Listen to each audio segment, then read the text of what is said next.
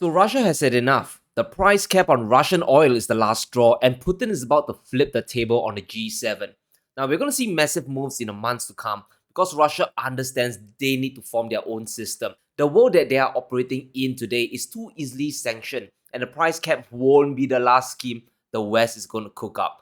So the G7 is on the brink of sanctioning Russia once again, and this time they are going to cap the price of Russian oil. And the magic number they have decided on is $60. And even Australia is now part of the price cap coalition. And this means buyers of oil must buy Russian oil at $60 or below, or there won't be any insurance for the shipments. Plus, any shipping company that violates this will face their own set of sanctions as well. But here's the funny thing, $60 isn't too far from what the Russian euros is already selling, and there's already a big discount of over $22 versus Brent. And in true form, Russia is ignoring the price caps and continuing business as usual. According to the Russian Foreign Minister Sergei Lavrov, Russia plans to negotiate with their partners directly. He specifically said, "We are not interested in what the price cap will be. We will negotiate with our partners directly, and the partners who continue to work with us will not look at these caps and will not give any guarantees to those who illegally introduce them." In fact, Russia is going to do a judo move with the price cap and flip the West on their back. The sanctions are gonna backfire once again. And I want us to truly understand the motive of the price cap. It's not just a sanction on oil, it's not just to reduce Russian revenues. It is a move by the West to make the whole world frustrated in doing business with Russia. They are trying to isolate the country from the rest of the world. Now, Putin, he knows this, and this is why he's going on the offensive and taking a few steps of his own to flip the script. As Sergei Lavrov puts it, deals should be decided on a mutual basis between producers and consumers and not just someone who decided to punish another country. So this sets up a very interesting situation for the world. The G7, they have essentially cut themselves away from cheap Russian energy. There's no way Russia will sell to them. Energy prices for the EU and the US will stay high. But other countries, they are welcome to discuss directly with Russia one-to-one without any price cap interference. And according to Russian Minister Alexander Novak, Russia will refuse to supply oil to countries under the terms of the price cap, even if they would make more money. Now, this might sound weird, but you quickly understand why they are doing this. It is Russia's loss leader product. It's about bringing countries together from the West. It's about shifting the world order, and if Russia has to eat a loss, they'll do it and consider it the price of doing business. Now, if you were the West, you probably understand by now that sanctions have a tendency to backfire. Every time the EU or the United States came out with a new sanction, it really didn't affect Russia, but it definitely affected the West. Now, the first is freezing Russian assets, with the EU even considering sending the money to Ukraine. When you suddenly put $300 billion of Russian reserves on ice, you have just opened up Pandora's box. You have shown to the world that reserves stored in the West can get sanctioned away with the stroke of a pen. And because of this, you have essentially put the world on high alert, especially countries like China. Now, assets held in the United States are at risk, and the number one FX holding central banks all have are US treasuries. And if we fast forward from February till today, we can see there's a global dump of treasuries throughout the entire year. We have China itself dumping almost $130 billion of US bonds in just 9 months. And what does this do? It causes bond values to crash, yields to spike, and pushes the US closer to a recession. Now, countries are beginning to realize that they have to get out of dollar-denominated assets and stash it somewhere else. And where's all this money going to? It's rushing to physical gold. Central banks, they have ramped up their buying throughout 2022, especially in Q3 this year, and it's likely we will exceed 800 tons by year's end. They know gold holds its value better than the dollar, and as long as they hold it physically, it can't be sanctioned away. We're going to keep seeing strong demand for gold, especially from central banks, because the sanctions, they have turned the dollar into a hot potato, right? It loses value thanks to inflation and the Federal Reserve printing money. Plus, now it can evaporate into thin air if the US decides to freeze your assets. However, the West hasn't really learned from this, and they are now trying to play their games with the oil markets, which are too big and complex to control. There are so many different players out there with different agendas that trying to impose your will on the most important commodity the world needs, which is energy, is bound to backfire. So what is Russia's grand plan? How are they going to flip the script and make the price cap backfire? Now, this statement from Lavrov tells us the true intention of Russia's agenda and what they're about to do. He mentioned how the price cap sends a very powerful long-term signal to all states without exception to consider abandoning mechanisms imposed by the West within its globalization systems. And the end goal is clear. Putin wants to split the world into two. Countries that want to access cheaper Russian energy and others that support the price caps and higher inflation. And going forward into 2023, this is going to be a very easy choice for countries as the world slips closer into recession. Russia understands that selling outside of the price caps might affect revenue, and there's a chance they have to sell it at a lower price, but they are in the business of building relationships. And according to Lavrov, this is not about earning a bit more money from selling our oil. It's just that we need to start building a system independent from these new colonial methods. And this is where things get real interesting. Russia's part of OPEC Plus together with the great oil powers, including Saudi Arabia. In fact, they're going to meet before the price cap comes online. So there could be a coordinated push to keep oil prices high by OPEC cutting production yet again. The Middle East needs to protect their revenues, while Russia wants to maximize pain to the West. And this will make the price difference between cheap Russian oil and global price that much more obvious.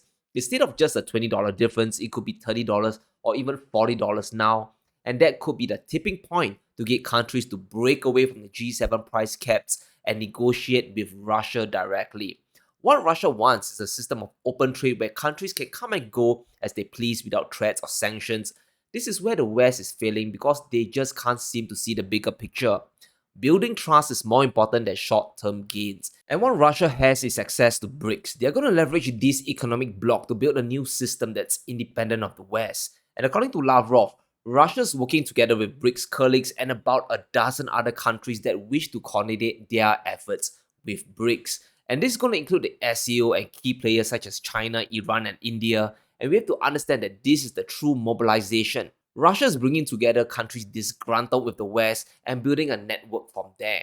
Now, the architect of the price cap, Janet Yellen, is trying to play both sides and dangling cheap prices to try and turn India and China against Russia. Now, she mentioned how the price cap is something that benefits China, it benefits India, and benefits all purchasers of Russian oil.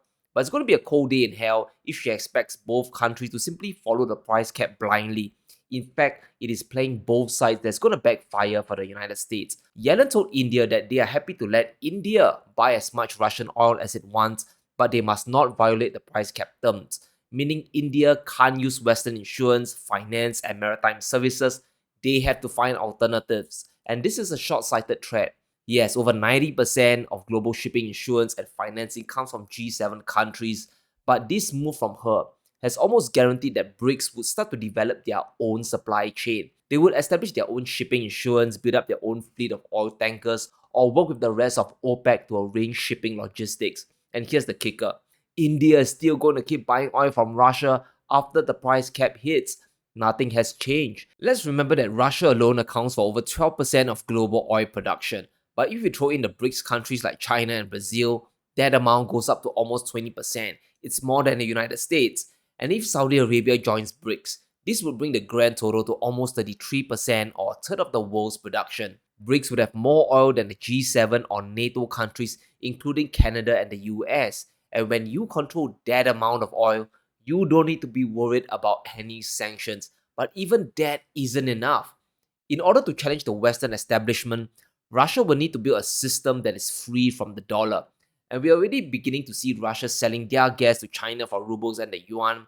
But to change the world order, Russia will need to develop a unified currency that can challenge the dollar. And this will likely involve commodities and more specifically gold. Because we need to think from the perspective of other countries, right? The dollar might be a fiat currency, but it is still the cleanest shirt in the laundry basket. Over 70% of trade is priced in the US dollar, and the majority of the world's debt issuance is still done in dollars. It's just more convenient. And to lure people away from the dollar, you need to have a very convincing argument that attacks the main weakness of the dollar, which is eroding purchasing power and counterparty risk, right? And one way to do it is to back up your currency with gold. And we need to realize there's likely a bigger agenda between Russia and China when it comes to gold. I don't believe they're just stockpiling gold for fun, right? We have multiple events that are setting the stage up for possible creation of a gold-backed currency. There's the Moscow World Standard, a new gold exchange in Russia to challenge the LBMA. We also have China and Russia as the top gold producers in the world, and at this point, they have not printed their currencies to oblivion just yet relative to their gold stash, so revaluation of partial peg is still possible. And once Russia and China they have enough gold stashed away, it won't be surprising if they announce a linking of their currencies to some portion of gold to help it circulate even more around the world. Now, I'm not saying that it'll be easy or it'll be smooth, but that will give the world that extra push to start trading in a new non-dollar system independent of the West. And let's remember Putin's famous statement in a speech he gave. He mentioned how the economy of imaginary wealth is being inevitably replaced by the economy of real and hard assets. He also went on to say how the global foreign currency reserves today contain $7.1 trillion and 2.5 trillion euros and are depreciating at 8% a year. Plus, they can also be confiscated by the United States. But I want us to pay attention to this part. He said how a conversion of global reserves will begin. They will be converted from weakening currencies into real resources like food, energy commodities, and other raw materials, and this process will further fuel global dollar inflation. And this is exactly what we are seeing today. Countries all over the world, they are dumping their dollars and treasuries to buy either gold, import food and fuel, or to protect their own currencies. So Russia's making a bold move against the West because they've gotten too high-handed with their sanctions, and we're going to see a split in the world. There'll be NATO and G7 on one side, and the BRICS and SEO on the other. Now, the trump card Russia and BRICS will have is energy and commodities.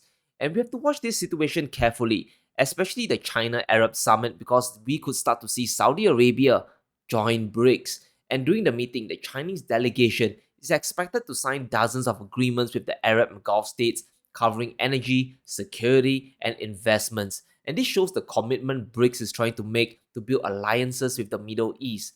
Now, this price cap, like the previous sanctions, is going to backfire. It may affect Russian revenues, but I believe this might be the start of a new world order, a changing world order. We'll continue to see more volatility in energy markets. Inflation won't go away, and it won't surprise me if a gold-backed currency from the East comes into play. So let me know what you think in the comments below. Will Russia and BRICS succeed in establishing a new world order? How badly will the price cap backfire? Let me know in the comments below. Stay safe, be sure to smash the like button and subscribe as we navigate through these crazy times.